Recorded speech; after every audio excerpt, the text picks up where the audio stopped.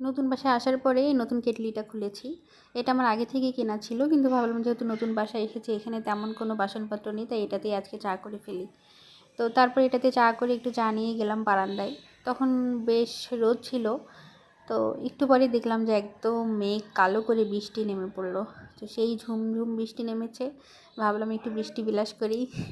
তো খুবই মজা পেয়েছি আসলে, এত গরম পড়েছিল, তার মাঝখানে এই বৃষ্টিটা আসলে অনেক প্রশান্তি দিচ্ছিল। ইতিমধ্যে আমার জামাই ফোন দিল, তো গেটের কাছে গেলাম, গিয়ে দেখি যে এলাহি কাণ্ড। সে তো অনেক রকমের বাজার করে নিয়ে চলে এসেছে। আমি বললাম তাকে যে কী কী এনেছো, সে শুধু হাসছে, বলে দেখো অনেক কিছু এনেছি, বাজারে গেলাম দেখতে ভালো লাগছিলো তাই সব নিয়ে চলে এলাম যতটুকু যা পেরেছি। তো এরপরে আমি একটু চা করে ভাবলাম তাকে একটু চার বিস্কিট খেতে দিই, যেহেতু সে সকাল থেকে কিছু না খেয়ে বাজারে চলে গিয়েছিল। তাকে যা দিয়ে আমি এখানে মেঝেতে বসে পড়লাম সব খরচপত্র নামাতে। তো দেখুন সে কী কী কিনেছে। এই যে হলো টমেটো, টমেটো প্রায় 1 কেজি খানে কিনেছে। আর তার নাকি লাল শাক অনেক পছন্দ, যদিও আমি লাল শাক খুব একটা পছন্দ করি না বা খাইও না খুব একটা, কিন্তু তার খুব পছন্দ তাই সে এনেছে। এরপরে এনেছে কাঁচা কলা। কাঁচা কলা এখানে 2 হালির মতো এনেছে। আমি বলছিলাম যে 2 জনের সংসারে এতগুলো আনার কি দরকার ছিল, কিন্তু তার নাকি মন মানছিল না, তাই সে এনেছে। এরপরে তো কাঁচামরিচ ছিল এখানে, কাঁচামরিচের পরে সে বরবটি, তার নাকি বরবটি আলু ভাজা খুব পছন্দ।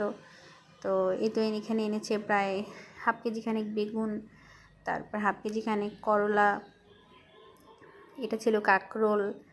তো সব কিছু ঠিকঠাক করছিলাম আর কি। এত সবজি দেখে তো আমার মাথা ঘুরে যাচ্ছিলো যে 2 জনের সংসারে কবে খাবো আমরা এত কিছু। আর এই যে এখানে প্রায় 1 কেজি খানেকের মতো শসা কিনেছিল, আর এই ছিল লেবু। তো এগুলো শেষ করে আবার গেলাম মাছের প্যাকেট খুলতে।